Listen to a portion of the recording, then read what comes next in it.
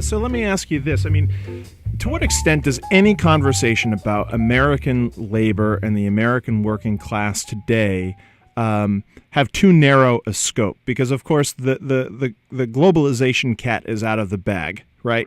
And so capital and industry is free to roam the world and cross borders and find cheaper labor no matter what we do to raise standards of labor here. So is the next step that we need to sort of form some sense of global working class cohesion? Is that even possible?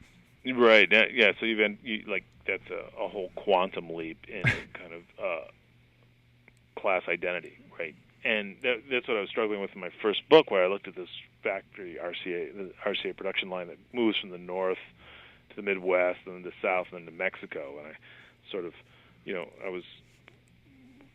And each one was a different union. Each one of those moves was a different union, and they had a very difficult time trying to get into any kind of pattern bargaining, even nationally, let alone internationally. So yeah, it's a big problem. Now, again, if you want to go to this great exception period from say 35 to the 70s at some point, what we also see is a fairly restricted economic global playing field where the U.S. is over-dominant. There's not a lot of competition from, Toyota or Korean Steel or Volkswagen or whatever. But there is before. There's a great deal of globalization before, slightly different, and there is a lot obviously in our own time afterwards. So that exceptional moment again is a time where the domestic economy, the economy has a stronger national footing, stronger national identity. There's actually measures of openness, and you can see the openness rising after the late 60s and early 70s. And it's an enormous problem. So, but I think people in the abstract are saying, some sort of international trade and rights regime is going to be necessary, but when it comes right down to it, it's a very difficult thing because, again, what we see, I think it's quite interesting in this era of globalization. On the one hand, for many people means an age of cosmopolitanism, where we're all, we're beginning to see ourselves and other people and experiencing other cultures, and there's a certain amount of homogenization economically and culturally. Yet, the other side of this is a rise of sort of ethno-nationalist resentment against a lot of the stuff, right? A very locally based, ethnic-based, religious-based footing to fight this stuff. Benjamin Barber had his famous book, Mick World or Jihad, or I may have destroyed his title, but it was something like that, like creating, do we want a homogenized, globalized, McDonaldized world, or is it going to be this kind of ethno-nationalist fight? And it's weaving a democratic path between those two poles is an immensely complicated task. And I think what we need to do as intellectuals and political actors and responsible listeners and things like that is to begin to think about how difficult that is, and not just say this is what we should be doing, but actually think about the complexity of this in real terms, because it's a sobering task, but it's really one of the most important tasks before us. Yeah, and I know you're a historian, not an economist, but I want to get your take on, for example, Naomi Klein's book, This Changes Everything. Yeah. There's a growing sort of chorus of critics basically suggesting that, capitalism is really the barrier.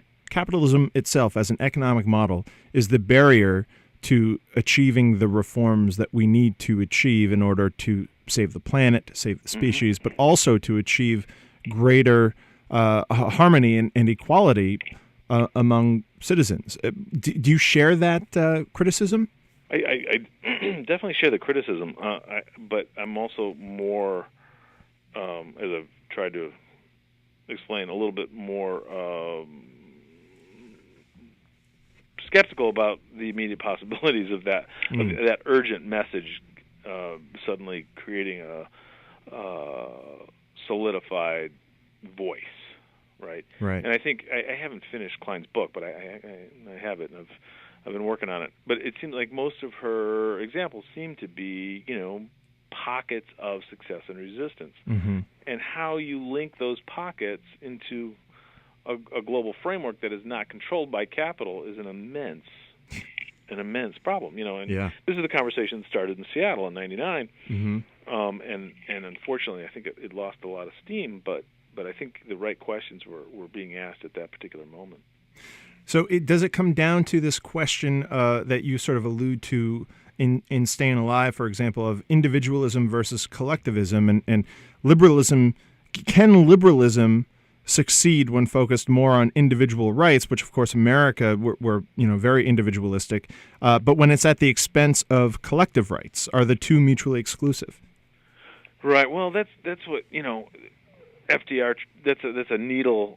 The New Deal, actually not FDR, but a lot of his brain trusters were really trying to thread. And in fact, their argument was, and I think it's a very, very good argument, and I wish we heard it more. This is the argument I wanted Obama to make, that there are different kinds of freedom, and you can be, if you have economic security, you have more freedom to do the types of things you want as an individual than if you're just a minimum wage and anxious about where your next meal is coming from, right? So and the state has an important role to play in that. And I just wish that was the takeaway message of the Obama administration, recalibrating that sense of individualism and freedom.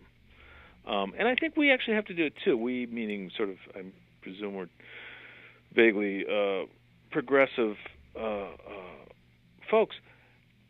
For instance, we shouldn't shy away from saying, what's blocking entrepreneurial activity in the United States? It's not having health insurance. If you want, if you guys are all excited about small businesses and entrepreneurs, provide national health insurance so that people could actually leave their firm that they're stuck in because they're wedded to their health benefit, and they'll go start a business maybe because they'll have a health care. Yeah. That is flipping that individual argument back upon the conservative critique and owning it. Mm-hmm. And saying that you can be freedom to do, you can have the freedom to do things, not this empty, rhetorical freedom we hear bandied about all the time, but actually a real freedom to pursue your life and goals.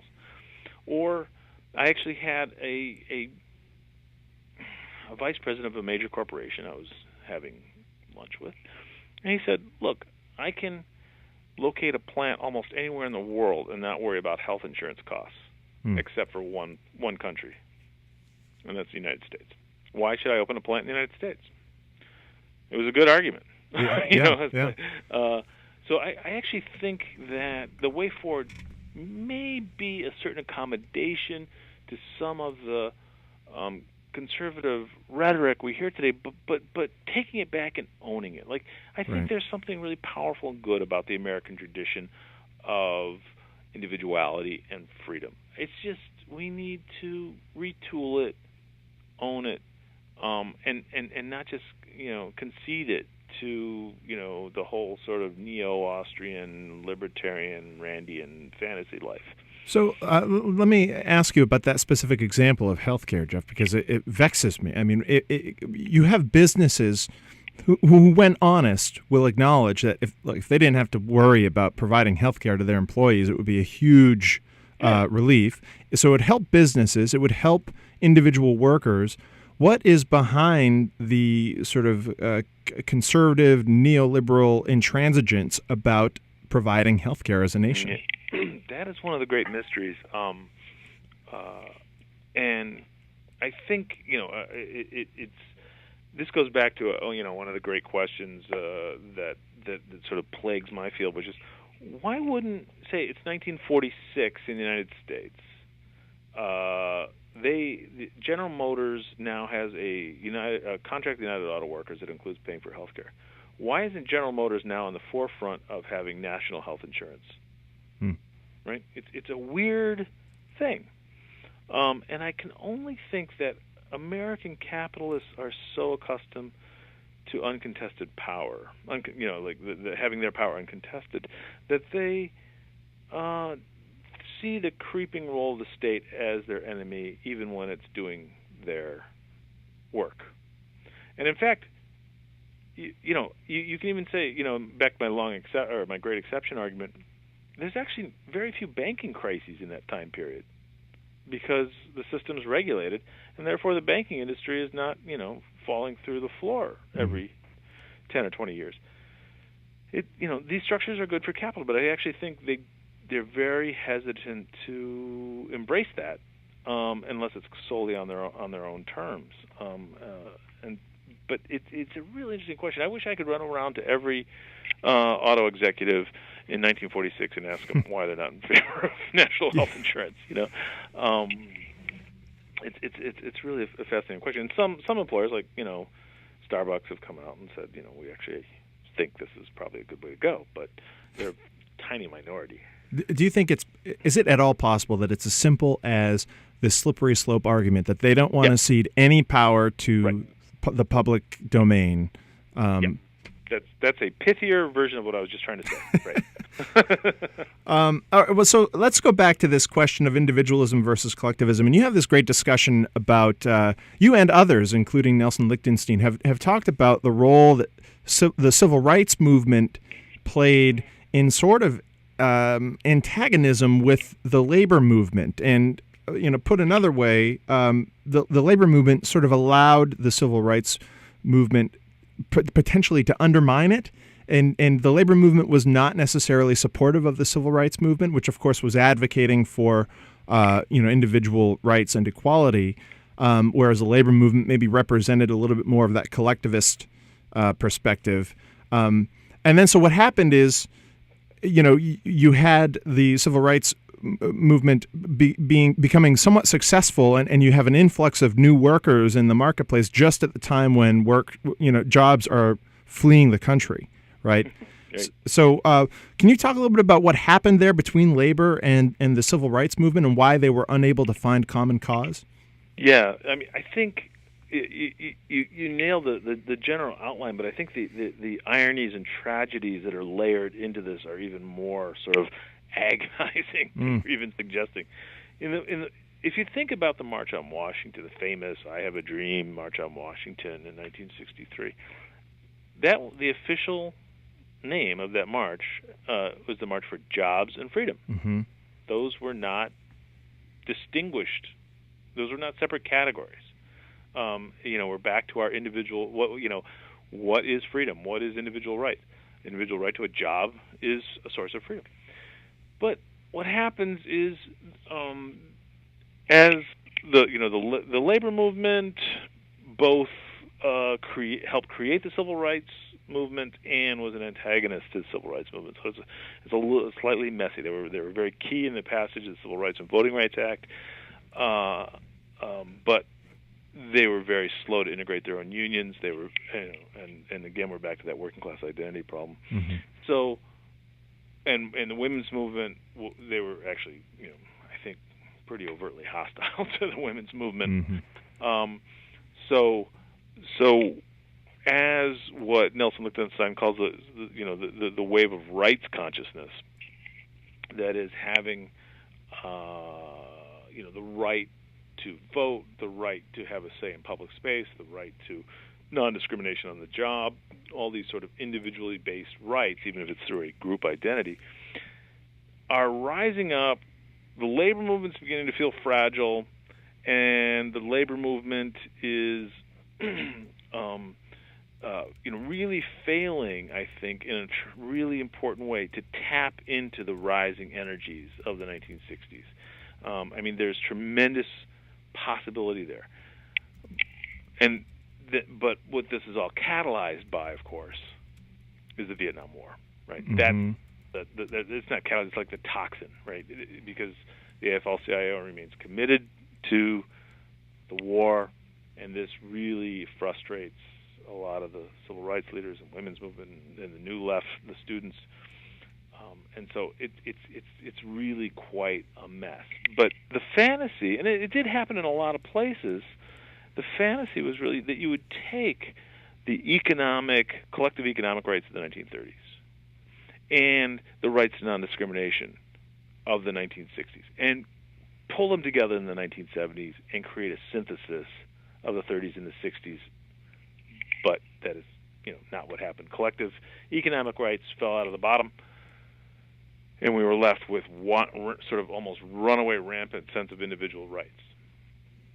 And individual rights are readily co-opted in a variety of ways, by corporations, by the state, by other things, and they glom on, they dovetail, I think, with capitalism pretty neatly.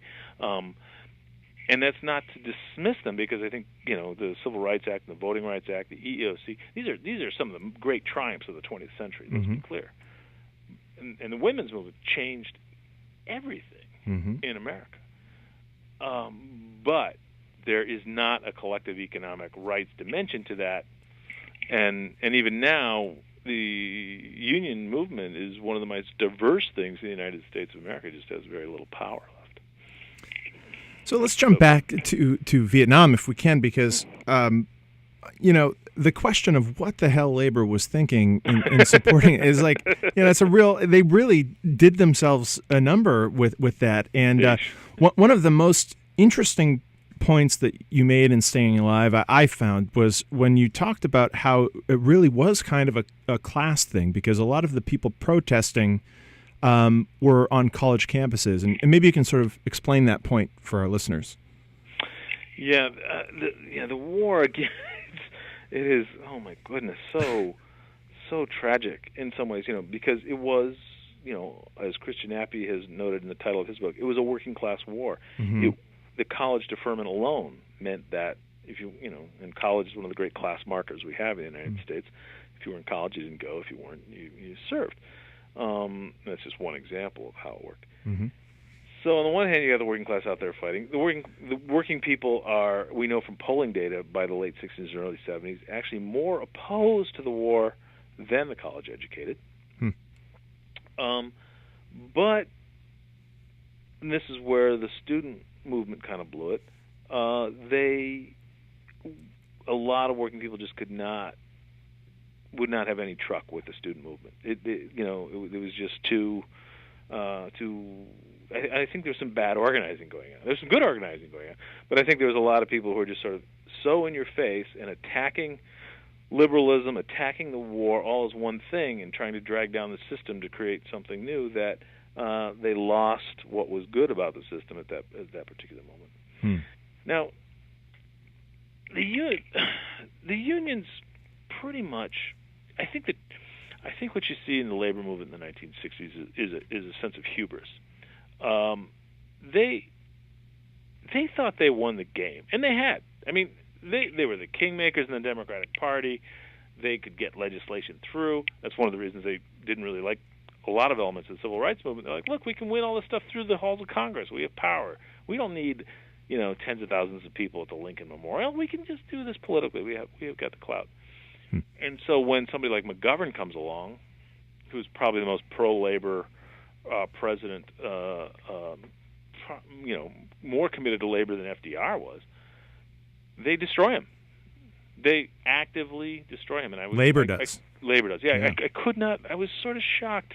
I always knew about this conflict, but it wasn't until I looked at the archives and really looked at the viciousness of the rhetoric and the tactics that the unions used against people like McGovern, who ran in '72 for the presidency. I was just shocked.